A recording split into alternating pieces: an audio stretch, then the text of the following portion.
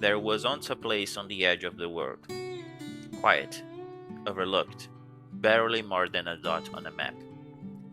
Then in a flash, everything changed. It didn't grow slowly, it didn't rise with care. It exploded, fueled by a single word whispered across oceans: fortune. This isn't just a story of a city, it's a story of a fever that transformed mud into mansions, tents into towers, and strangers into legends. This is a story of how San Francisco was born, not planned, not expected, but rushed into life by chaos, greed, and gold. Oh, and by the way, did you know that in the middle of all this madness, there was a ship that no one ever unloaded, and it's still buried beneath the city? We will get to that soon. Before the fever, let's rewind to before it all began. Before the skyscrapers, the trams, and the Gold Gate Bridge. Back then, San Francisco wasn't San Francisco. It was a small settlement called Yerba Buena, which means good herb in Spanish. A few hundred people lived there: fishermen, traders, some Spanish missionaries. That's it. Peaceful, quiet, kind of boring, until January 1848. The discovery that changed everything. So, what's happened?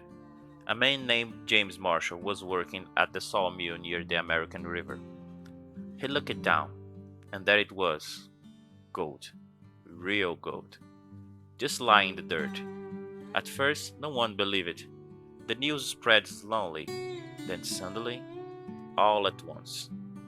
Within weeks, people were leaving their homes, their jobs, and even their families. They came from everywhere: Oregon, Mexico, Hawaii, China, South America. They all wanted the same thing: to get rich fast. And where did they land? Right in Yerba Buena, soon to be called San Francisco. The explosion. The town exploded, literally overnight. In 1848, San Francisco had less than 1,000 people. By the end of 1849, it had over 25,000. That's like inviting everyone from a small town to move into your backyard. There weren't enough houses, so people live in tents, shacks, or even old ships that were abandoned in the harbor. And yes, one of these ships still buried beneath the city. It's called the Niantic, and it was just left there when the crew ran off to look for gold. They didn't even unload it. They just dropped anchor, locked the doors, and disappeared into the hills. The chaos.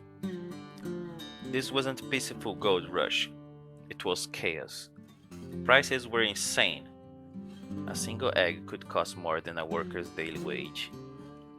A pair of boots could cost 1,000 in 1849. That's like paying 3,000 today. People from different cultures all came crashing together. There was no real law, no real government. San Francisco became a thaw of gambling, drinking, scams, and sudden fortunes. Some made millions, others lost everything. You could arrive rich and live broke. Or the other way around. The fever didn't just change the town, it created it. Crazy to think how one discovery could flip a whole town upside down, right? If you were living back then, do you think would have packed up everything and chased the rush? Let me know in the comments. Would you have taken the risk or played it safe? I'm really curious what side of history would been on. Beneath the surface. Okay, remember that ship we talked about? The Niantic? Well, get this. When the crew abandoned it, people turned it into a hotel, a store, and even a jail.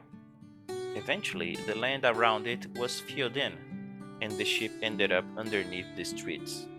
In the 1970s, construction workers found parts of it while digging near the Transamerica Pyramid.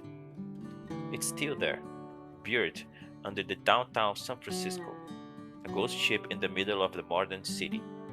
Isn't that wild? The new city. By 1850, San Francisco wasn't just a bomb town, it was a symbol. The port was packed with ships. The streets were muddy, loud, and full of life. Buildings popped up fast.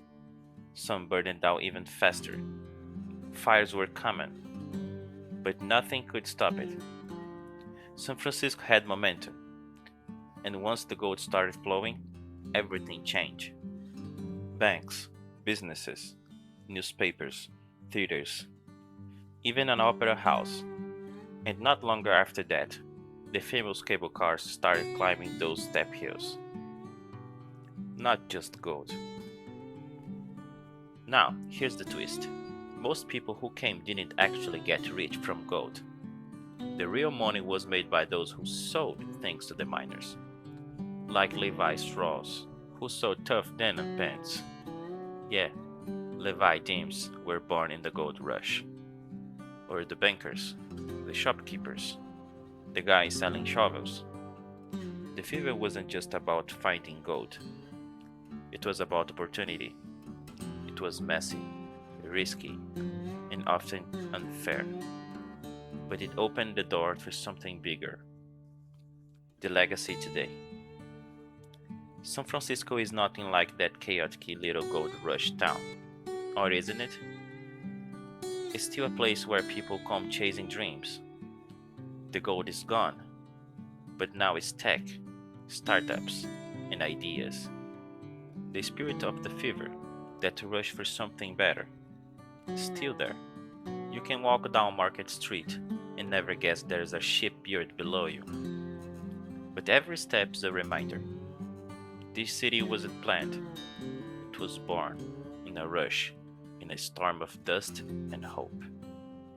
So, San Francisco, the city born from the fever. It wasn't supposed to happen like that, but it did, and it changed the world. The fever didn't last forever, but the city it left behind, that stayed. And maybe that same fever still burns, in different ways.